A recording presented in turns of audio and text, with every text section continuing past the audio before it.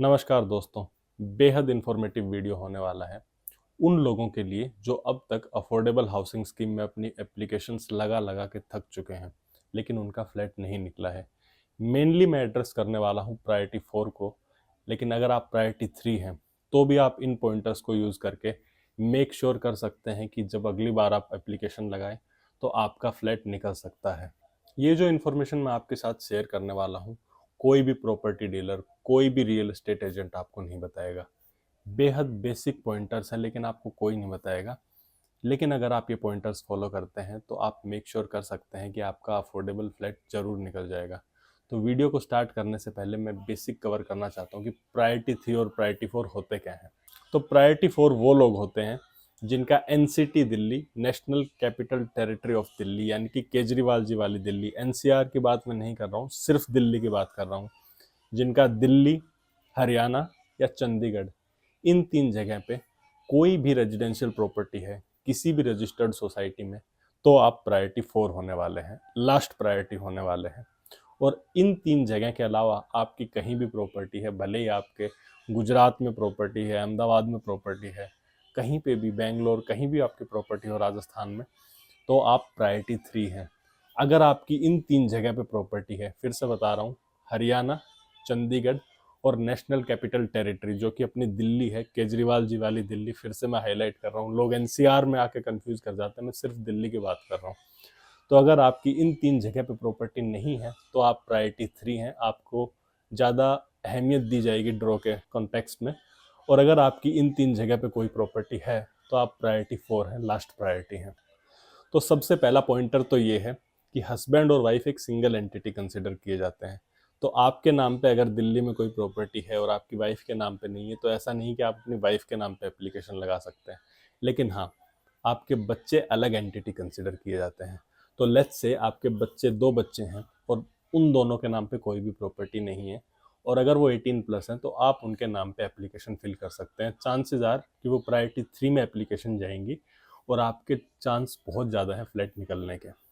अब ये तो एक बेसिक पॉइंटर था कि आप तो प्रायोरिटी 3 के कंटेक्स्ट में बात कर रहे हो, लेकिन प्रायोरिटी 4 के कंटेक्स्ट में मैं अब बात करने वाला हूँ। तो समझिए इस बात को कि जब भी एक अफोर्डेबल फ्लैट निकलता है उसके कई लेआउट होते हैं, लेआउट 1, लेआउट 2, लेआउट 3, ऐसे करके 2 BHK, 3 BHK के कई लेआउट होते हैं। जाहिर सी बात है कि जो लेआउट सबसे अच्छा है उस पर सबसे ज़्यादा एप्लीकेशंस लगने वाली हैं।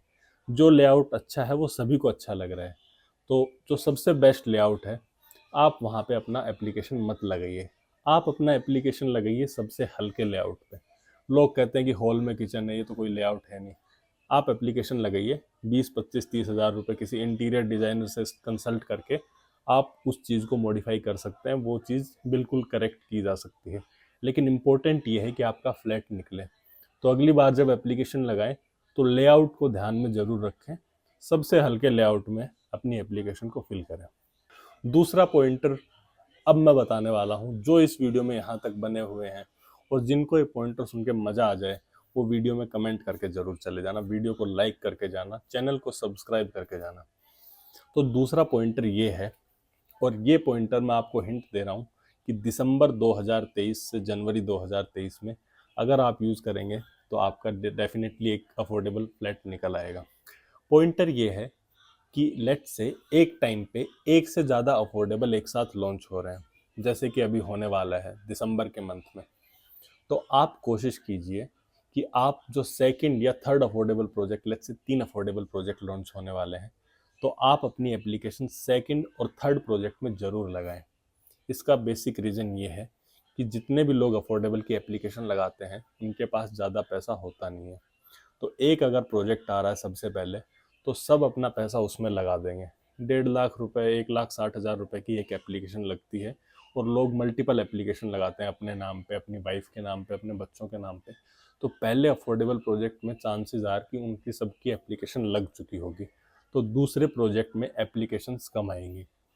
और अगर यहाँ पे 3 प्रोजेक्ट हैं तो तीसरे प्रोजेक्ट में एप्लीकेशंस बेहद कम आएंगी। तो ये इन्फॉर्मेशन अगर आप यूज़ करते हैं, जो कि अब दिसंबर के मंथ में हो सकता है, क्योंकि 3 अफोर्डेबल प्रोजेक्ट सोना में एक साथ एक ही टाइम पर लगभग लॉन्च हो रहे हैं, बिल्कुल 1 से 2 महीने के अंदर, तो आपका मेक श्योर कर सकते हैं कि आपका अफोर्डेबल फ्लैट ज़रूर निकलेगा। आई होप आपको ये वीडियो पसंद आया होगा। एक इन्फॉर्मेशन मैं आपको और देना चाहता हूँ इसी वीडियो के माध्यम से, जो कि एक काफ़ी मिसकंसेप्शन है। लोग सोचते हैं कि प्रायोरिटी 4 का कोटा कम होता है, इसलिए उनके फ्लैट नहीं निकलते। प्रायोरिटी 3 का लेट्स से 80-90% कोटा है, और प्रायोरिटी 4 का सिर्फ 10% कोटा है। ऐसा बिल्कुल भी नहीं है। अगर एक अफोर्डेबल सोसाइटी लॉन्च हो रही है और एग्जाम्पल के तौर पे उसमें 1000 फ्लैट हैं, तो अगर 1000 एप्लीकेशंस प्रायोरिटी 3 की आ चुकी, तो अगर आप प्रायोरिटी 4 हैं तो आपका फ्लैट नहीं निकलेगा। पहले सारी एप्लीकेशंस प्रायोरिटी 3 की प्रोसेस होती हैं, और आजकल तो आपको पता ही है, हर प्रोजेक्ट 3 से 4 गुना ओवर सब्सक्राइब होता है। तो उसमें आपकी एप्लीकेशंस खुद कैलकुलेट कीजिए कि आप प्रायोरिटी 4 हैं, तो प्रायोरिटी 3 की ही एप्लीकेशन मल्टीपल टाइम्स है। 1000 फ्लैट के लिए 2-2,500 एप्लीकेशंस तो प्रायोरिटी 3 की आ जाती हैं। तो प्रायोरिटी 4 का नंबर तो बिल्कुल भी नहीं पड़ेगा। एक बंदा, सिंगल बंदा प्रायोरिटी 4 का, उसका फ्लैट नहीं निकलने वाला है इस सोसाइटी में। इसीलिए जो लास्ट पॉइंटर मैंने आपको बताया कि जब मल्टीपल अफोर्डेबल्स एक साथ लॉन्च होते हैं, तो आप सेकंड या थर्ड अफोर्डेबल में आप ज़रूर अपनी एप्लीकेशन लगाइएगा। उसमें चांसेस हैं कि फर्स्ट एक या दो अफोर्डेबल में लोगों की सारी एप्लीकेशंस लग चुकी होंगी, उनका पैसा वहाँ पे ब्लॉक हो चुका होगा। तो आपके अफोर्डेबल फ्लैट निकलने के चांसेस बहुत ज़्यादा बढ़ जाते हैं अगर आप थर्ड एप्लीकेशन में लगाते हैं। और अगर आप थर्ड में भी एक सबसे हल्का लेआउट चूज़ करते हैं, तो आपके चांसेस 100% है कि आपका फ्लैट निकलेगा ही निकलेगा। इसी इन्फॉर्मेशन के साथ मैं ये वीडियो ख़त्म करने वाला हूँ। आई होप आपको ये वीडियो पसंद आया होगा। कमेंट करके बताइए, और अगर आप ये वीडियो देखते हैं और अगर आपका फ्लैट निकलता है तो भी प्लीज़ कमेंट कीजिएगा। चैनल को ज़रूर सब्सक्राइब कीजिएगा। Thank you very much.